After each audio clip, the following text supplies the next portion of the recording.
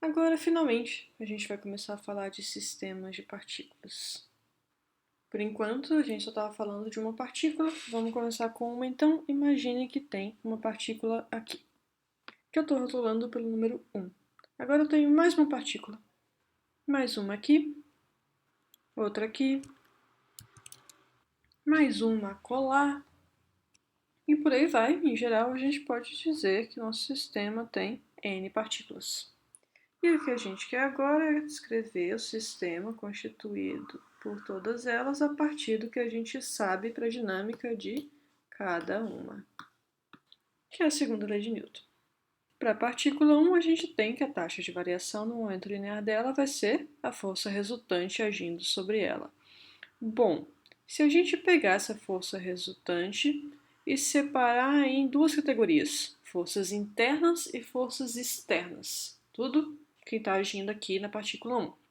Digamos que tem a força que o 2 faz no 1, tem uma força que o 3 faz no 1, o 4 faz outra, e o 5 também faz outra. Essas são as forças na partícula 1 internas ao sistema. São feitas por uma galera que está dentro de quem a gente delimitou como o nosso sistema de interesse. E a galera de fora do sistema pode muito bem estar fazendo forças.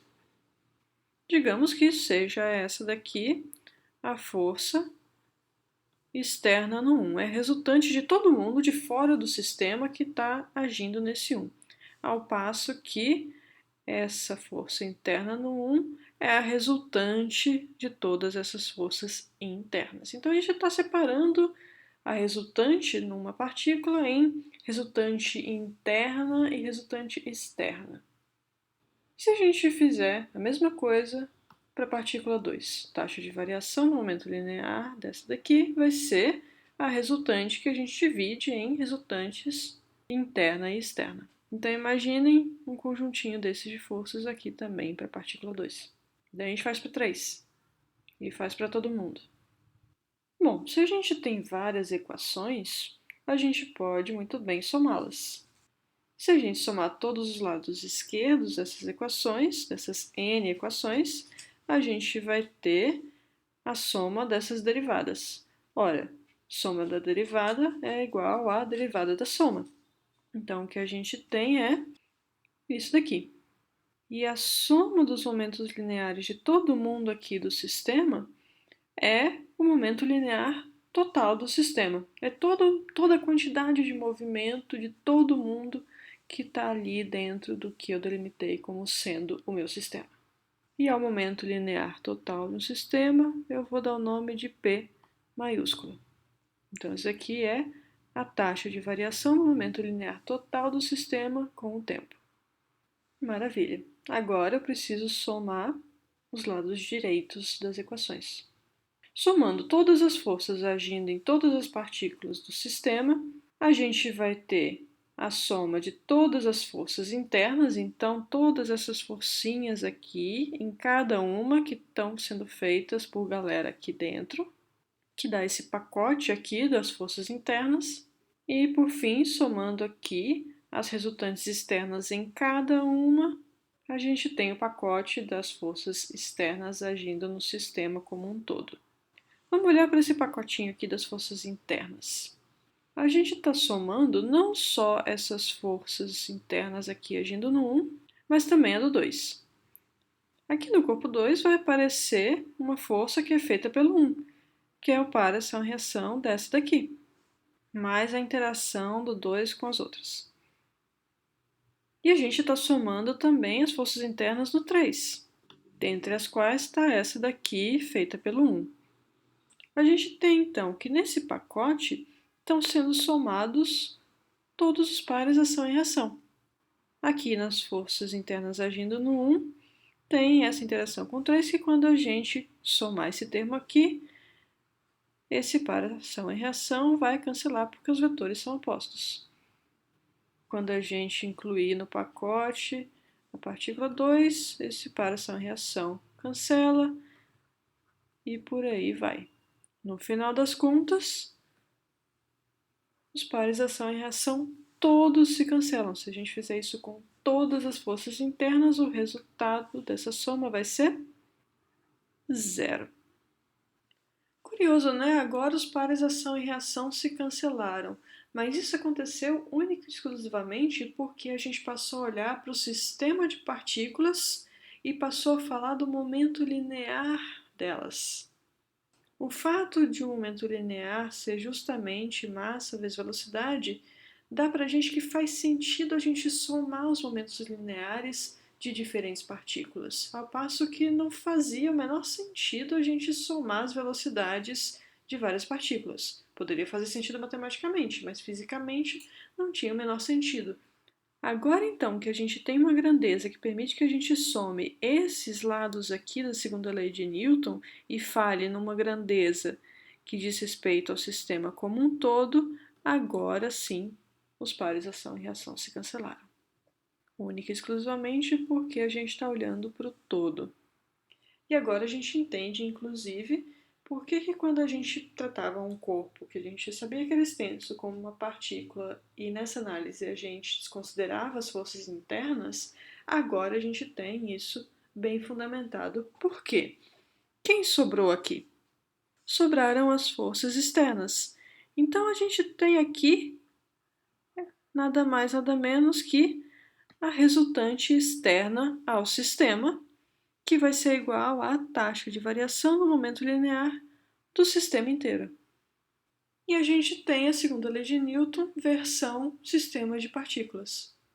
E fica bem nítido como o conceito de momento linear proporcionou isso para a gente, porque a gente não tinha como falar no sistema de partículas, cada uma indo para um lado, na aceleração do sistema como um todo. Cada partícula estava indo para um lado, então que aceleração que a gente teria? O momento linear é um conceito que permite que a gente descreva cada partícula e também fale do todo. A gente tem um conceito que é associável ao todo.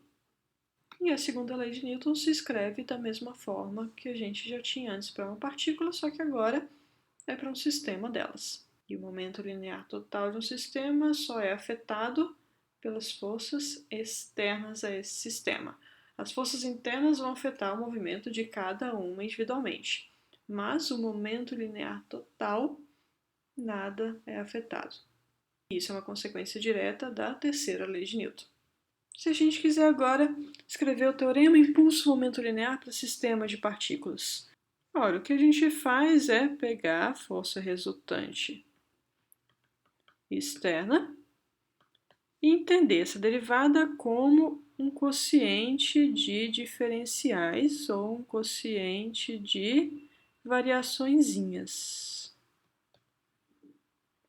Passo o ΔT para lá, a gente tem a variaçãozinha do momento linear total sendo produto da resultante externa pelo intervalinho de tempo. Isso daqui é quem? O impulso da força resultante externa ao sistema. O que nos dá, então, que a variação do momento linear total de um sistema de partículas vai ser exatamente o que? O impulso resultante externo a esse sistema. E isso nos dá um outro olhar para fenômenos como esse, que a gente tratou antes como um sistema de massa variável. Agora a gente pode tratar o sistema todo como sendo das duas partes que simplesmente deixam de estar juntas, digamos assim, mas ainda constituem um sistema de massa constante. Uma parte com massa m1, outra parte com massa m2, e aplicando o teorema impulso-momento linear a esse sistema, a gente tem o quê? Que a variação, vamos pegar um ΔT pequenininho, né?